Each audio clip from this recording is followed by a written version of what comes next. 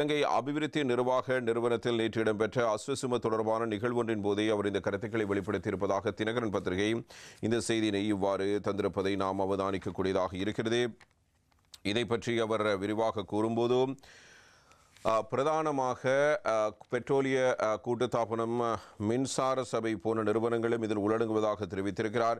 பொருளாதார மறுசீரமைப்பு வேலைத்திட்டத்தின் கீழ் செலவுக்கு நிகரான வரவை பெற்றுக்கொள்வது தொடர்பில் அரசாங்கம் மேற்கொண்ட நடவடிக்கைகள் காரணமாகவே இந்த லாபம் கிடைக்கப்பட்டுள்ளது என்றும் அவரால் கூறப்படுகிறது. இதற்கு முன்னர் இருந்த அரசாங்கங்கள் மக்களுக்கு நிவாரணங்களை வழங்குவதற்காக எரிபொருள் மற்றும் மின்சாரம் போன்ற அத்தியாவசிய சேவைகளில் சலுகை கட்டணங்களை நடைமுறைப்படுத்தியதாகவும் அதன் விளைவு நாடு பாரிய பொருளாதார நெருக்கடியை எதிர்நோக்கி நேர்ந்ததாகவும் அவர் கூறியிருக்கிறார். எனினும் இம்முறை அத்தகைய தேவைகளில் செலவுக்கு நிகரான கட்டணங்களை விதித்துள்ளதோடு குறைந்த வருமானம் கொண்ட குடும்பங்களுக்காக அஸ்வசும வேலை திட்டத்தை அரசாங்கம் வெற்றிகரமாக முன்னெடுத்துள்ளதாகவும் ஷஹான் சேமசிங்க ராஜாங்க அமைச்சர் இவ்வாறு குறிப்பிடுகிறார். நட்டத்தில் இயங்கிய 52 அரசு நிறுவனங்கள் லாபம் ஈட்டும் வகையில் பாரிய முன்னேற்றத்தை அடைந்திருக்கிறது என்பதையும் அமைச்சரினுடைய கருத்தாக அமைந்திருக்கிறது.